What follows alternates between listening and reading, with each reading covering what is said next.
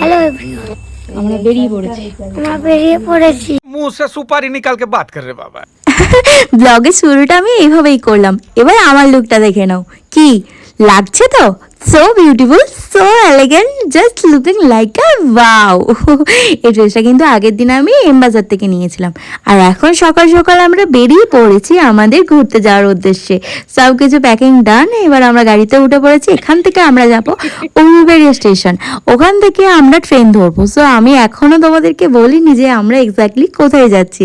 So অনেক দিন পর যাচ্ছি আমি একটা ট্রিপে, যেখানে থাকছে আমার ফ্যামিলি। সো আমরা আজকে যাচ্ছি দীঘা ঘুরতে। হ্যাঁ, আমরা আজকে দীঘা ঘুরতে যাচ্ছি। সবাই তো ভীষণ এক্সাইটেড, সব থেকে বেশি এক্সাইটেড আমি, বিকজ আমি আমার ফ্রেন্ডের সাথে অনেকবারই দীঘা গেছি, বাট ফ্যামিলিদের সাথে যাওয়ার একটা আলাদাই মজা।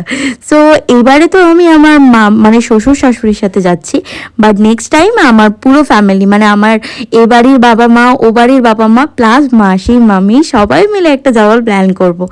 সো আপাতত আমরা সকাল সকাল বেরিয়ে পড়েছি। সো 58 গেটের ব্রিজ থেকে এই দৃশ্যটা দেখার না মানে মজাটাই আলাদা। সকাল সকাল আমি ভাবতে পারিনি যে এই পরিবেশটা এত সুন্দরভাবে থাকে। সো আমি তো দেখে প্রেমে পড়ে গেছি, আর আমার এত ভালো লাগছিল, আমি মুগ্ধ হয়ে আকাশের দিকে তাকিয়েছিলাম যে মানে কি দৃশ্য এসব। আর তারপরে আমরা চলে গেছিলাম উলুবেড়িয়া স্টেশনে, পৌঁছে গেছিলাম। ওখানে লেবে আমরা ট্রেন ধরার কথা ছিল কেন বলছি, কারণ আমাদের ট্রেনটা পরবর্তীকালে কি প্রবলেম হয়েছিল, সো সেটা তোমরা আগে গেলেই বুঝতে পারবে।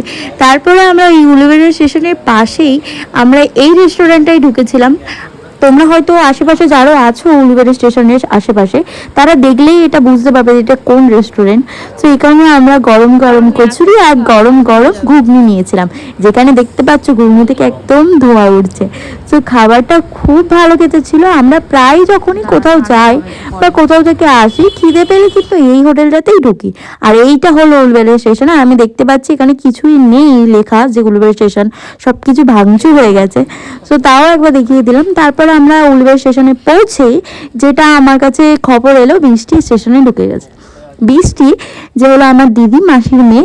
সো আমি ভাবতে পারিনি ও আমাদের সাথে যাচ্ছে। আমি জাস্ট আগের দিন বলেছিলাম ঠাকুরকে যে কাজ আমাদের সাথে যেন বৃষ্টি যেত, তারপরেই ও আমাকে বললো যে হ্যাঁ আমি তোদের সাথে যাচ্ছি দীঘা। সো আমি তো বিশাল এক্সাইটেড, ওকে নিতে চলে গেছিলাম। তারপরে अगर किसी चीज को दिल से चाहो तो पूरी कायनात उसे तुमसे मिलाने की कोशिश में लग जाती है। তারপর আমরা এখান থেকে ট্রেন থেকে ডিরেক্ট বাসের উদ্দেশ্যে চলে গেছিলাম বাস স্ট্যান্ডে, কারণ ট্রেনটা এত পরিমাণে লেট। মানে আমাদের ট্রেন ছিল সকাল 8:30টায়। সো সেখানে আমাদের ট্রেন দেখাচ্ছে দুপুর 2টোয়।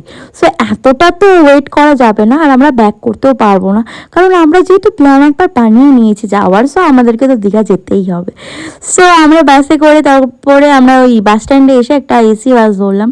দেন আমরা সারা রাস্তা একটু মুভি, একটু কুচুরমুচুর খেতে খেতে আমরা দীঘা পৌঁছে গেলাম। তো এখানে আবার ওই কলাঘাটে দাঁড়িয়েছিল, তো ওখানে সবার জন্য আমি অল্প অল্প করে খাবার দাবার নিয়ে আসছিলাম, কারণ অতটা রাস্তা সবাই তো একটু তো কিছু মানে খেতে খেতে হোক বা টাইমটা স্পেন্ড করতে হবে। সো আর এমনি খিদেও পেয়ে গেছিলো সবার। তো আমরা অনেকটা পথ চলার পর তারপর দীঘা পৌঁছে গেলাম। তো দীঘা পৌঁছে আমরা একটা হোটেলে ঢুকলাম।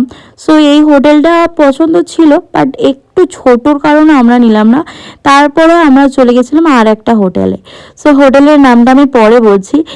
এই যে আমরা এখানে ওয়েট করছি, আমাদের সব কিছু মানে পবিত্র নিচে আছে, ওখানে বিল পেমেন্ট করছে। দেন সব চাবি টাবি নিয়ে আমরা ওপরে মানে একদম রুমে এন্টার করব। সো এখানে এও বিশাল এক্সাইটেড, কি বলবো, ফার্স্ট টাইম যেহেতু আমাদের সাথে ঘুরতে আসা দীঘার, আর ফার্স্ট টাইম ওর দীঘা আছে, তো ও বিশাল খুব এক্সাইটেড ছিল। দেখবে এই দেখো,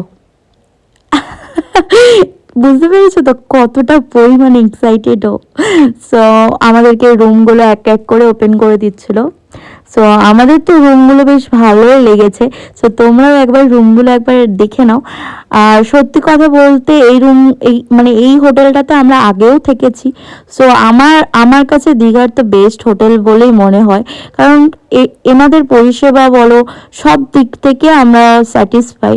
সো আমার তো বেশ ভালো লাগে, আমি যতবারই যাই ততবারই এই হোটেলটাতেই থাকার চেষ্টা করি। সো আমার তো বেশ বেশ লেগেছে। চলো একবার মা বাবার রুমগুলো আমি দেখিয়ে দিই তোমাদের, যে মা বাবা কোন রুমটায় ছিল। সো এখানেই ফার্স্টে ঢুকেই এই যে দেখতে পাচ্ছ এটা পুরো রুমটা। সো এই রুমটাও অনেক সুন্দর ছিল। সো এখানে আমরা কিন্তু ব্যালকনি রুম নিইনি, বিকজ ব্যালকনি আমাদের অতটাও দরকার নেই, আমরা বেশিরভাগ বিচেই টাইম স্পেন্ড করবো বলে গেছিলাম। সো ব্যালকনি কি দরকার, কিন্তু ব্যালকনি দরকারটা আমরা পরবর্তীকালে বুঝেছিলাম যে কেন দরকারটা ছিল। সো আমরা এটার চাপে খুব পড়ে গেছিলাম ব্যালকনি না নিয়ে। সো এটা হলো মা বাবাদের বাথরুমটা খুব সুন্দর ছিল, একদম ক্লিন ছিল, পরিষ্কার ছিল। সো এটাতে তো সব থেকে বেশি। তারপর এখানে একটা টেবিল টাইপের ছিল, এখানে জলের বোতল, কফি বাগেরা বাগেরা ছিল, বেড এখানে ছিল, একটা সোফা ছিল, টেবিল ছিল। দেন এবার আমি চলে যাচ্ছি আমাদের রুমটায়। এখানে এসে তারপর সেটা হলো মানে আমরা এত মজা করেছি, এই যে বিছানাটা মধ্যে আমরা পুরো লাফালাফি শুরু করেছি। হয় না, অনেকক্ষণ পথ চলে আসার পর একটা আরামদায়ক জায়গা পেয়ে গেছি, তো সেই রকম একটা অবস্থা। সো এখানে আমরা সবাই মিলে লাফালাফি করছি। তারপরে তো মানে এত মজা করেছি, বাকি ব্লগগুলো তোমরা যদি না দেখো তাহলে কিন্তু সব মিস করে যাবে। তো বাকি ব্লগগুলো দেখো, মজা লাগে।